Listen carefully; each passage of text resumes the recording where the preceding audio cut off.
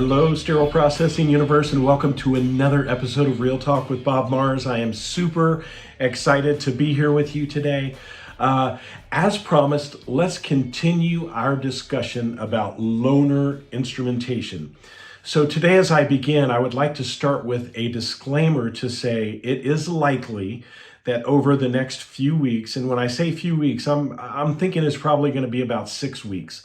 We're going to talk about everything related to Loaner Instrumentation.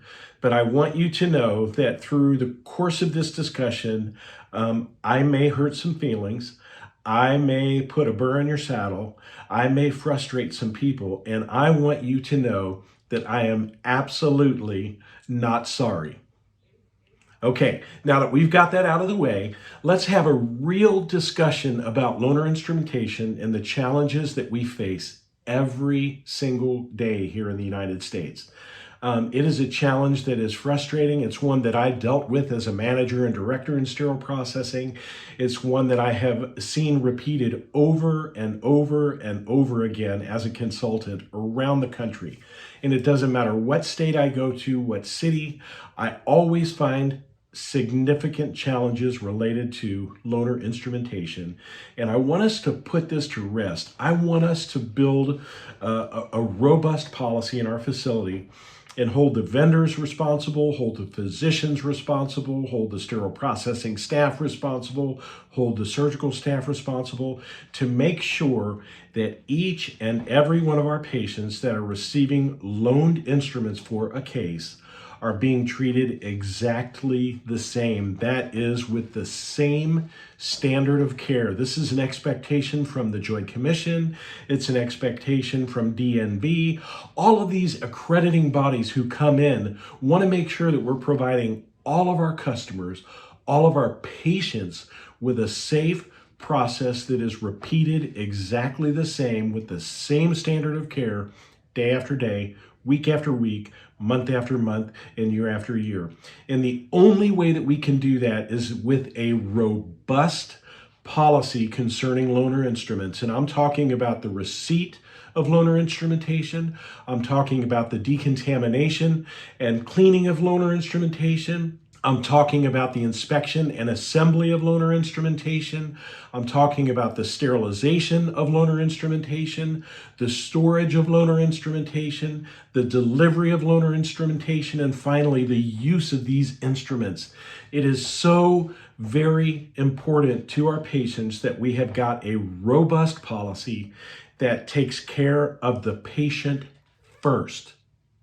Let me repeat that. This policy should be designed so that it takes care of the patient first, and then it takes care of everybody else, the OR, the surgeon, the sales rep, whoever may be involved in this process. We've got to build a policy so it takes care of our patients first. And in doing that, we want to talk about receipt of Loaner Instrumentations. Today, I'd like to start off with one question. Who delivers your instruments? Is it a courier? Is it a sales rep? Is it a cab driver? I personally don't care who delivers them, but whoever delivers them should have gone through all of the training that your facility requires for them to deliver these trays to you. That means infection control training. That means HIPAA training. That means all of the policies that you want them to be able to adhere to. They must have gone through training to make sure that they can do this properly. These instruments should be dropped off a minimum of 48 hours prior to a scheduled procedure.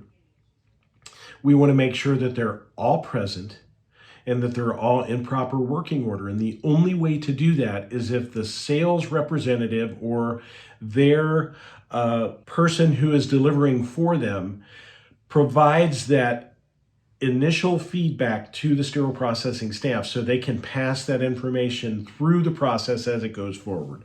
But this is going to be the first step in our loaner policy. We want to make sure that these things, these trays, are being delivered in a timely manner and that everything that we receive is functional and everything is present. And I have so much to talk about with this series that I literally could go on for weeks and weeks and weeks. I'm going to try not to do that, but I want to stop here for today and just say, let's focus on our policies and procedures.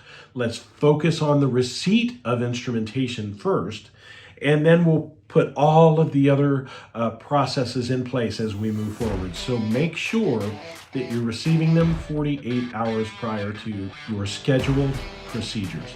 That's all for today. This has been Bob Mars, and this is Real Talk.